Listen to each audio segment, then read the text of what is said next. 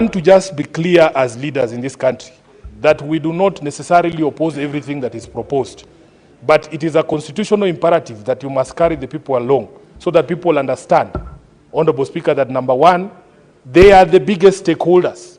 Number two, Honorable Speaker, if you are leasing out the sugar mills and the person is not interested in reviving the mills but is after the land that is occupied or is owned by that particular sugar plant, there's going to be a problem. Nzoia Sugar has the biggest nucleus, Honorable Speaker, and the people of Bungoma will not allow that land to go because they consider that land their land. It is only held in trust for them.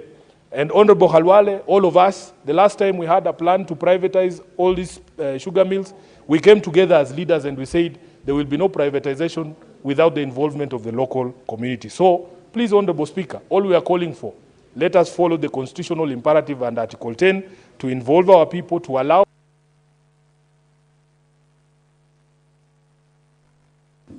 Senator Fernande. Mr. Speaker, let me pick from where Senator Sifuna left by saying also Nandi is part of the conversation we're having about privatization and leasing of sugar mills, because Chemelil, West Kenya, and a number of them, including Kericho County, Mr. Speaker. What we are calling for is accountability, public participation, and dispensation of court processes that are already in place.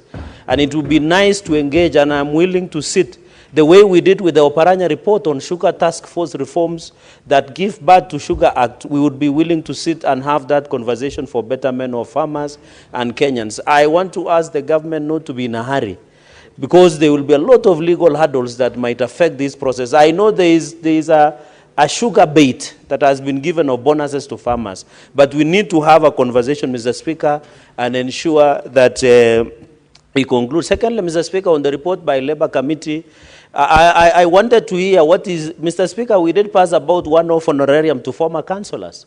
The chairperson of Labour has not given us a headway on what will happen to one-off that was supposed to be given by former councillors, Mr. Speaker. Yet they served this nation when there was no, they were just being given token or appreciation, Mr. Speaker. It would have been nice that the Labour Committee gives us a way forward. Mr. Speaker, on labour mobility, we have had here flying accusations from this place to another on labor mobility, creation of opportunities. I want to challenge the Labour Committee to give us the status so that we are not hearing only the one-side story of the Cabinet Minister of Labour. We need to be told what are the numbers. How are young people getting access to labor mobility that the government has given to us, so that we stop these accusations where some members of this House have been engaging in unnecessary altercation with the members of executive. Let us be given the status of labor mobility, Mr. Speaker, so that it can be very easy, Mr. Speaker, and also the status of Kenyans in diaspora, Dubai, and other places, Mr. Speaker. Finally, Mr. Speaker, on the issue of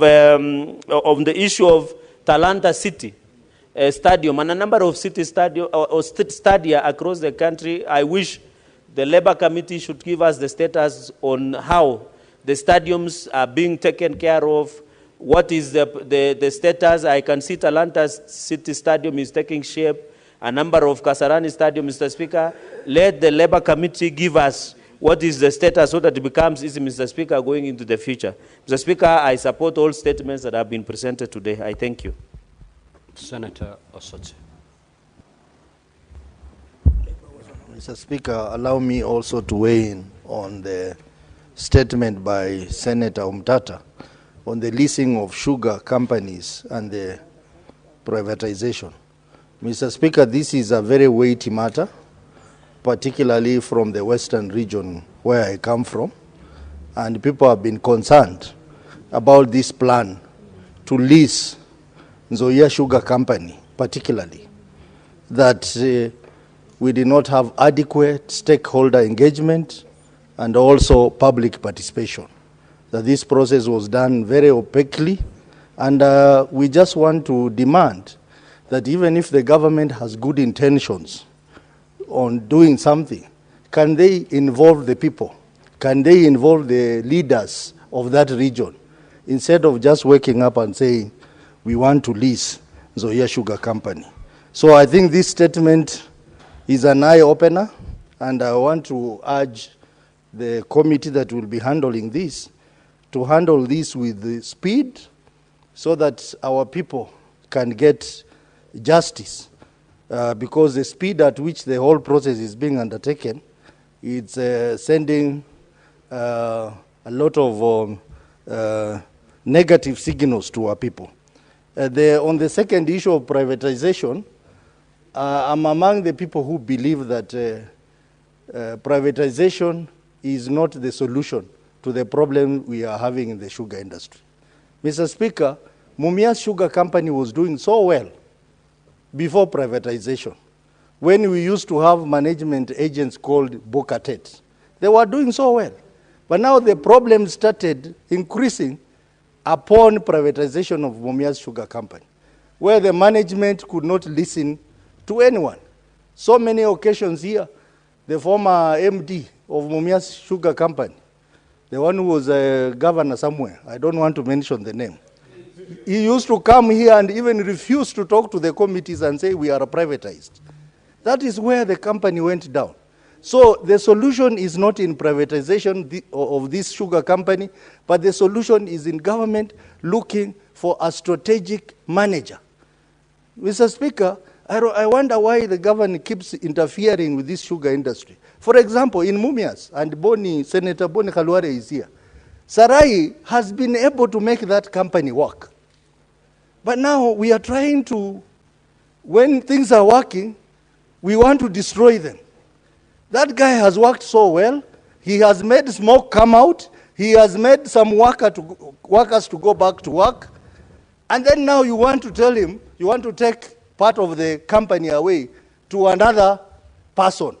When we Senator Morango. Asante sana Mheshimiwa Spika, hata mimi ningetaka kuongezea pia maoni yangu kulingana na ombi lililoletwa na Senator Mutata. Pia katika hiyo gazeti la kitaifa niliona pia kwamba kiwanda cha Mwea cha mchele pia kimeorodheshwa pia katika ile ambayo inafaa kwenda kwa watu binafsi. Mstahiki Spika, babu yangu ni mojawapo waliopeana shamba na pia kuchangia katika kujenga kile kiwanda. Kwa hivyo serikali inapoamua kukiuza, ni vizuri wale waliopeana kiwanja kwa hiari, shamba kwa hiari, tujue watafaidika kivipi. Kwa sababu kama nimekupa shamba ili ufanye jambo fulani, ukimalizia kama una haja nayo unafaa unirudishie mimi niliyokupa. Sababu hakuuza. Jambo la pili, kuna mchango ambao ulifanyika ili kuhakikisha kwamba ile kiwanda kimeendelea. Wengi wao toka leo mashishi na kuanga kambulini. Sisi Wakikuyu kutoka Kirinyaga tunashika mashamba yetu. Lakini tuliyapeana, wakambaki wanakaa katika vijiji ambapo hata mahali ya kuzika hakuna. Mstahiki Spika, ni vizuri watu waliokuwa na roho nzuri na hiari kama hiyo, jambo kama hili linapofika wahusishwe, waitwe. Wale waliombaki kama sisi ambao tumembaki kwa sababu wale washatangulia mbele ya haki, tuweze pia kuamua na tuweze kuweza kuwajulisha pia maoni yetu ni ipi. Kwa sababu wale walioko pale, Mstahiki Spika, nikwambia siku ya leo hawako kamwe, hawana haja na hiyo kiwanja iuzwe. Jambo la pili, katika zile viwanda zimejengwa Sagana ambapo tunaambiwa kwamba tunafaa tupeleke kutafuta huduma hapo. Kwa sababu lile shamba liko Ngurban town limeshikana pia na maghala ya halmashauri ya nafaka. Mahali wakulima wanaenda kuchukua mbolea yao ya ruzuku ambayo inapewa na serikali, ambayo ni katikati. Ni kilomita zaidi ya 30. Ni kama kutoa Njikoni mahali ambapo iko karibu na Sembule uende uipeleke karibu na Mbafu. Mahali ambapo unafaa kutembea, Mstahiki Speaker. Kwa hivyo katika zile huduma tunapata kutoka kwa hiyo kiwanda, sisi tungetaka imbaki pale pale, na kama basi wakazi wakulima ataamua kwamba ipeanwe, wahusishwe kikamilifu ili waweze kuamua itaenda ama iendi. Asante sana Mstahiki Speaker. Senator Eddie. Thank you, Mr. Speaker. Two quick comments. First, on the statement that was sought by Senator Amida. Mr. Speaker, I don't know what we can do as a House to make sure that the resolutions of this House through any motions are respected. Mr. Speaker, this is a very serious issue that Senator Amida has brought here, and we canvassed over it in this House, Mr. Speaker. Last weekend, together with the Committee of CPIC, we visited the hospital in Kwale, another of hospitals that I don't want to mention here. But we had incidences where actually you could go to a hospital and a mother has lost the child, and the mother is put together with other mothers who have their children in a hospital. Mr. Speaker, this is so traumatizing, even for us who could sometimes witness these kind of things, Mr. Speaker. And we passed in this House that there will be mental health facilities for mothers in maternity facilities in different counties, Mr. Speaker. And we did say that those resolutions of the Senate will be implemented 6 months after we pass them. What happens, Mr. Speaker, when they're not implemented? How do we follow up on this? And Mr. Speaker, even remember that last year, the Majority Leader brought a very serious motion in this House about the Gen Z movement, the June 25th. Some of the things that we see the population keep on being agitated about in this country are things that we canvassed about in this House, came up with a resolution of the Senate that then was passed to be followed up with by the relevant authority, but up to date, Mr. Speaker, they haven't been followed through. So on this statement, Mr. Speaker, I think it is less the Committee of Health to follow up on it, but more of us as a House. How are we taken seriously when our resolutions are passed, sent to relevant authorities, and they are not taken seriously? This is an issue, Mr. Speaker, that I think that we must actually take very seriously as a House and be able to find a solution to it. Because we cannot pass a resolution of the Senate and they're never taken seriously. They're never implemented. Then we are not a serious House in the eyes of those authorities, and we must show that we are a serious House. Lastly, Mr. Speaker, on the statement by Senator Okia Omtata. Mr. Speaker, I think that this is a very important statement because, Mr. Speaker, what we see with the sugar industry is the fact that the sugarcane industry has become a poverty industry for most of our communities. I also come from a sugarcane industry, or rather a sugarcane growing region, Mr. Speaker.